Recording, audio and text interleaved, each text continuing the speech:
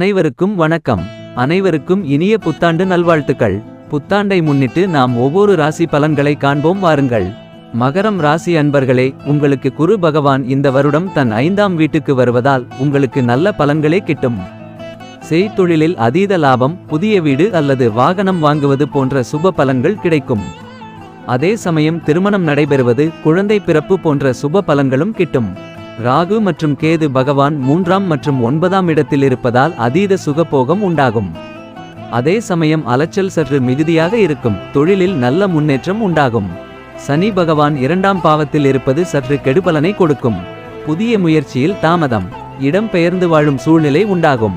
குடும்ப ரீதியாக பல பிரச்சனைகளுக்கு ஆளாவீர்கள். ஆன்மீக வழியில் தன்னை ஈடுபடுத்துவது போன்ற சுப காரியங்கள் நல்ல பலன்களை உங்களுக்கு பெற்றுத்தரும். அதே வேளையில் சோதிடம் என்பதே நாம் வருவதை முன்கூட்டியே அறிந்து நல்வழியில் நம்மை சீரமைக்கும் ஓர் கருவியாகும்.